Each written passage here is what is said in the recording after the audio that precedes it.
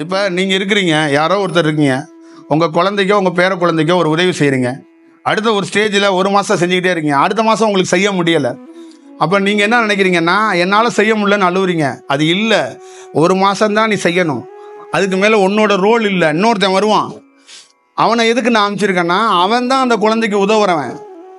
நீ என்ன பண்ணுறனா, நான் உதவ முடியலன்னு நீ அழுவுற.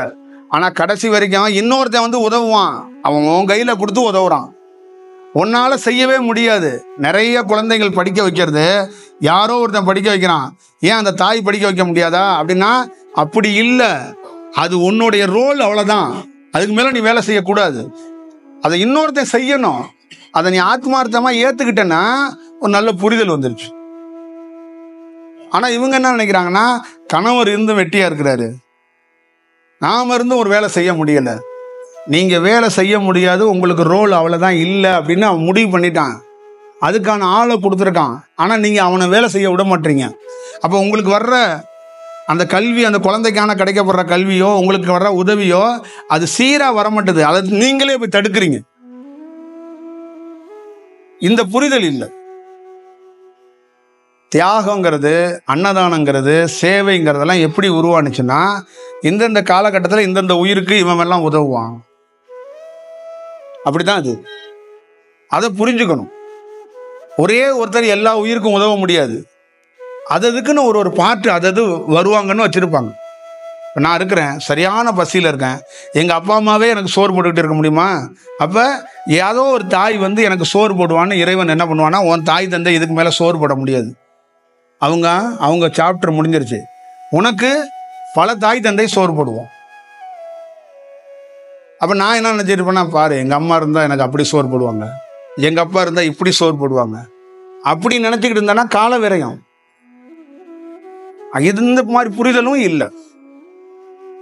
இதெல்லாம் வந்து தெளிவடைஞ்சுக்கணும். நம்மளால் முடியலை அப்படின்னு நீங்கள் நினைக்கிறீங்க, உங்களால் முடியலைன்னு இல்லை, உங்கள் வேலை போதுன்னு இறைவன் முடிவு பண்ணியிருக்காங்க.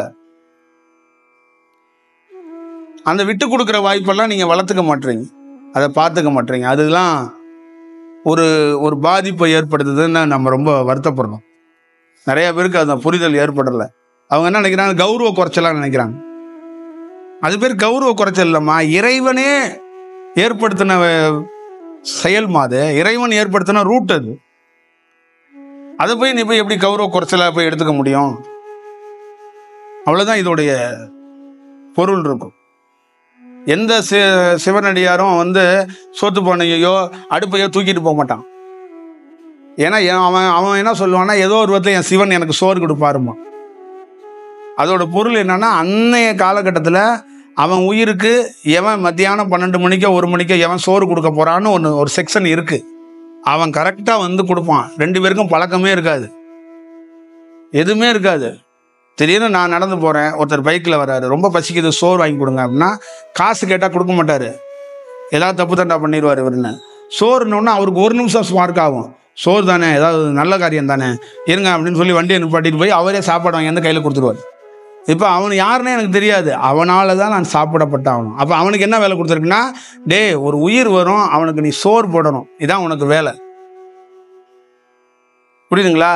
அவன் வந்து ஒருத்தருக்கு உதவி செஞ்சிட்டோம் அப்படின்ட்டு அதோட போயிடுவான். இப்போ நம்ம வந்து யாரோ ஒரு இறைவன் கொடுத்துட்டான் அப்படின்னு நம்ம போயிடுவோம். ஆனால் இறைவனோட விஷயம், அந்த 2 உயிரும் ஒரு இடத்துல சந்திச்சு ஒரு செயல் பண்ணிக்கணும். இப்படி தான் எல்லா உலகம் முழுக்க செயலாக்கம் இருக்கு. அப்போ நாம் தெளிவாக இதில் புரிஞ்சுக்கிறது என்னன்னா, யாரையோ தெரிந்தவர்களை போய் தேட வேண்டியதில்லை. இப்போ நான் போய் பசியில் இருந்துட்டு தெரிஞ்ச முகமாக இருந்தால் எனக்கு சோறு வாங்கி கொடுப்பாங்கன்னு தேட வேண்டியதில்லை. யாருன்னே தெரியாதவன் வாங்குவான், வருவான், அது ஆல்ரெடி ஃபிக்ஸ் பண்ணப்பட்டிருக்கு, கண்டுபிடிக்க முடியாது. இப்போ ஞானியாக இருக்கிறவன் என்ன பண்ணுவான்னா, வருவான்டா பச்சை சட்டை போட்டு ஒருத்தன் வந்து என்ற சாப்பாடை வாங்கி அவனே காலடியில் வச்சுட்டு போயிடுவான்னு அவருக்கு தெரியும். அப்படியே உட்காந்துருப்பார், எதுவுமே நினைக்க மாட்டார், எந்த ரியாக்ஷன் கொடுக்க மாட்டார், இப்படி இருப்பார். அதே நேரத்தில் அவர் இன்னொன்றும் செய்வார், ஒரே நேரத்தில் 10 பேர் சோறு வாங்கிட்டு வருவான். ஆனால் நான் வந்து அவன் என்ன நினைப்பாருன்னா, பசியாக இருக்கிறவனுக்கு சோறு வாங்கி கொடுக்க மாட்டாங்க, நான் வந்து ஒருத்தன் தான் சோறு வாங்கி கொடுத்து சாப்பிட்ணும், ஆனால் ஒரே நேரத்தில் 50 பேர் சோறு வாங்கி வந்து என் காலடியில் வச்சுருவான், இது நடக்கும் அப்படின்ட்டு அப்படியே உட்காந்துருப்பார். அதே மாதிரி 50 பேர் ஒன்றா சோறு வாங்கி அந்த காலடியில் வச்சுருவாங்க. ஏன்னா குரு வந்து சாப்பிட்டாருன்னா புண்ணியம் அப்படின்ட்டு உனக்கு வச்சுருவாங்க. அவர் சிரிப்பார், இது ஒரு வினோதமான விசித்திரமான செயல் அப்படின்னு அவர் வந்து சிரிப்பார். அப்புறம் அவர் என்ன பண்ணுவார்னா, இறைவனுடைய திருவிளையாடல் பாரு, என் காலடியிலேருந்து நான் ஒரு 50 பேத்துக்கு சோறு போட வேண்டியதாக இருக்கு அப்படின்ட்டு எல்லாத்தையும் விற்றவனுக்கு இறைவன் எனக்கு ஒரு வேலை தர்றான் பாரு, நான் போய் சோறு போட வேண்டியதாக இருக்குன்னு அவர் என்ன பண்ணுவார், இந்திரா சாப்பிட்றோம், இந்திரா போய் சாப்பிட்றோம் அப்படிங்கிறதெல்லாம் நடக்கும்.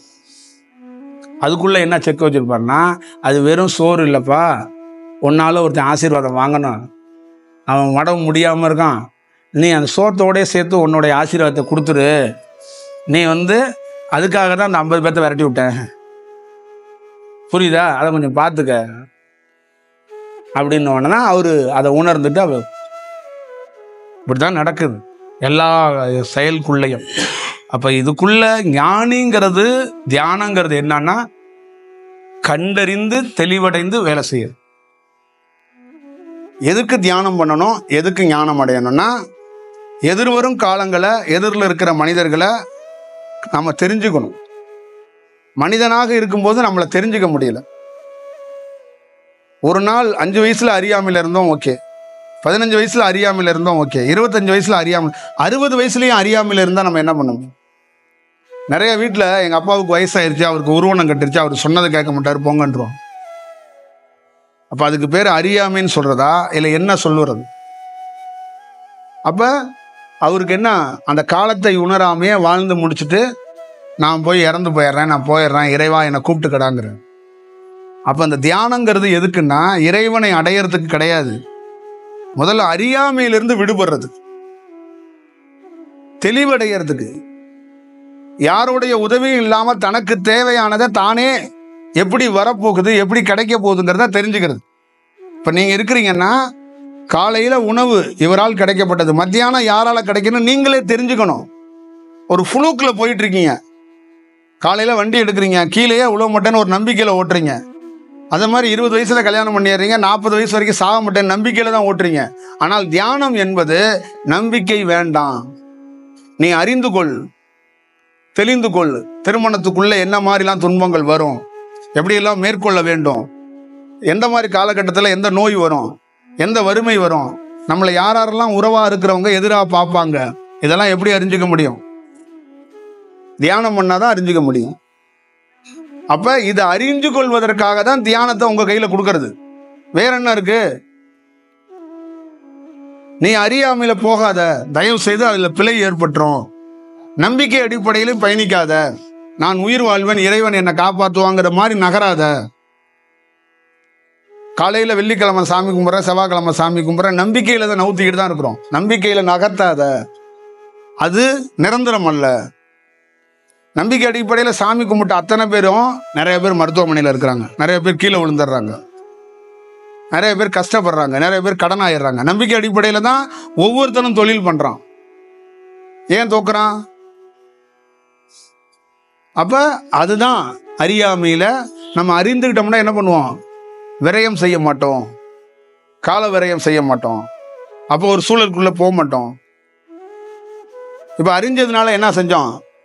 நமக்கு ஒரு சூழல் வருது, இடம் வாங்கிறதுக்கு, கட்டடம் கட்டுறதுக்கு, அது கூடாதுங்கிறத, அது நடக்காது, அது சரியாக இருக்காதுன்னு நமக்கு காட்டுது, பார்க்குறோம். அப்போ என்ன பண்ணுறோம்? ஆள் வந்தால் கூட அதெல்லாம் தேவையில்ல, தவிர போயிட்டே இருப்போம். இல்லை நீங்கள் ஒரு இடத்துல உட்காரணும், உங்களுக்குன்னு ஒரு இடம் வேணும், எனக்குன்னு ஒரு இடம் அமையாதுன்னு எனக்கே தெரியும், நீ ஏன் அதை போய் துடிக்கிற? ரமணருக்கு இந்த உடலை காப்பாற்ற முடியாதுன்னு அவருக்கே தெரியும். ஆனால் சுற்றி இருக்கிறவங்க என்ன பண்ணுறீங்க? சாமி நீங்கள் கொஞ்ச நாள் இருக்கணும். அறிந்தவனுக்கு உடல் என்ன பண்ணுதுன்னு தெரியும், அறியாதவனுக்கு வெறும் பாசத்தை கொண்டு போய் அங்கே திணிக்கக்கூடாது, பாசம் கை கொடுக்காது. அப்போ தியானம் என்பது நீ தனிப்பட்ட முறையில் நான் அறிகிறேன்ல, இந்த மாதிரி நீ அறியுது, அறிவதற்காகத்தான் அந்த வேலையை கொடுக்கறது. ஜாதக நோட்டை எடுத்துகிட்டு போகிறோம், புயராசி பொருத்தம் பார்க்குறோம், பொண்ணு நல்லா இருக்கு, பொண்ணை சுற்றி இருக்கிறவங்க நல்லா இருக்கிறாங்க, இந்த பொண்ணையும் இந்த மாப்பிள்ளையும் முடிச்சுருவோங்கிறோம், எல்லாம் ஓகே. கல்யாணம் ஆகி 10வது நாள் சண்டை போட்டுக்கிறாங்க. அது வரைக்கும் முதல் நாள் அந்த பொண்ணோட அம்மாவை நீங்கள் தெய்வம் மாதிரிங்கிறாங்க. பொண்ணோட அப்பாவை நீங்கள் வேறங்கிறாங்க. மாப்பிள்ளை அப்படியே உண்மையிலே கடவுள் மாதிரியே வந்திருக்கிறாருங்கிறாங்க. 10வது நாள் கழிச்சு படுபாவி நம்மளை ஏமாற்றி படுகுழியில் தள்ளிட்டாங்க. அந்த பொம்பளை ராட்சசியாக இருந்திருக்கா, நீ தான் கடவுள்னு சொன்னிய, அப்படிதான் தெரிஞ்சா அவக்குள்ள ஒரு பேய் இருக்கிறது எனக்கு தெரியலை அப்படிங்கிறாங்க. இது அறியாமை ஒன்று. இன்னொன்று நம்பிக்கை அடிப்படையில் செய்யுது. அப்போ இறைவன் என்ன தியானம் என்ன எதுக்கு கையில் கொடுக்குறாங்க? இப்போ நம்ம எதுக்கு தியானத்தை கொடுக்குறோன்னா, நம்பிக்கையும் அறியாமையில் எப்போ வேணாலும் யார் வேணாலும் உழுவலாம். புரியுதுங்களா? 2 ஆப்போசிட்டில் 2 வேட்பாளர் இருக்கிறாங்க. ஒருத்தர் தோத்துருவார். தோக்குறவர் என்ன பண்ணணும்னா, அவர் என்ன பண்ணலாம், அந்த சூழல் தெரிஞ்சிருச்சுன்னா அந்த இடத்துல விரயம் பண்ணக்கூடாது. 1 மாதம் வெயிலில் வீடு வீடு அலைஞ்சே கும்பிட்டு வாங்க வாங்கன்னு அது சொல்ல வேண்டியது இல்லைல்ல, அது தவிர்த்துக்கலாம். ஏங்க உங்களுக்கு கொடுத்துட்டேனே என்ன. எனக்கு தெரிஞ்ச ஒருத்தர் இருந்தார், ரொம்ப ஒரு அறியறதுல கொஞ்சம் எக்ஸ்பர்ட்டு. அவர் என்ன பண்ணுறாருன்னா, நேராக போனார். நான் இதை சொல்லியிருக்கிறேன். ஒருத்தருக்கு வந்து பெரிய இந்த கட்சியில், தமிழ்நாட்டில் இருக்கிற ஒரு கட்சியில் அவருக்கு வந்து அந்த தொகுதியில் வேட்பாளராக அறிவிச்சிட்டாங்க. இவர் வந்து ரோட்டில் சுற்றிக்கிட்டு இருக்கவர், ஆனால் ஒரு ஞானி. அவர் நேரடியாக போனார். போய் அவர் வீட்டில் கதவை தட்டினார். அங்கே ஒரே கொண்டாட்டங்கள். பெரிய ஞானி ரோட்டில் போய் அவர்கிட்ட ஆசீர்வாதம் வாங்கன்னு நினைக்கிறவர் அவரே நம்ம வீட்டுக்கு வந்துட்டாரு. உங்களுக்கு காலம் செம்மையாக ஒர்க் அவுட் ஆயிடுச்சுன்னு எல்லாரும் மகிழ்ச்சியில் துள்ளி குதிக்கிறாங்க. அவர் வந்துட்டார். சாமி, நானே வந்து உங்களை பார்க்கணும்னு நினச்சேன். எங்கள் கட்சியில எல்லாம் சீட்டே கொடுக்க மாட்டாங்க. என்னன்னே தெரியல, தூங்கிக்கிட்டு இருந்தவனுக்கு சீட்டு கொடுத்துட்டாங்க. நீங்களும் வேற வந்துட்டீங்க. இதுக்கு மேலே நான் என்ன ஜெயிச்சிருவேன், என்னை ஆசீர்வாதம் பண்ணுங்கன்னாரு. நிற்காத, தோற்று போயிடுவேன், அதை சொல்ல தான் வந்தேன், ஓடிடு அப்படின்னாரு. அடுத்து கீழே விழுவும் போதே என்ன சொன்னார், நிற்காத, தோற்று போயிடுவேன், ஓடி போயிரு. சாமி என்ன சொல்கிறீங்க, நீங்கள் பார்த்து எதாவது தோத்துருவோடா போ அப்படின்ட்டாரு. அப்புறம் இவர் சொல்கிறாரு, நான் வந்து என்ன பண்ணுறது ஏது பண்ணுறேன், தோத்துருவோப்பா அப்படின்ட்டு போயிட்டார். அப்போ இவங்க எல்லாருமே அமைதியாயிட்டாங்க. அவர் ஒரு 10 நிமிஷம் அவர் உட்காந்து எல்லாரும் ஒரு ஆலோசனை பண்ணி, ஏங்க நம்ம கட்சியில் போய் நான் நிற்கலைன்னு சொன்னீங்கன்னு வச்சுங்களேன், உங்களை அடிப்படை உறுப்பினர்லேருந்து தூக்கிடுவாங்க. நீங்கள் தோத்தாம வரல நின்னுங்க.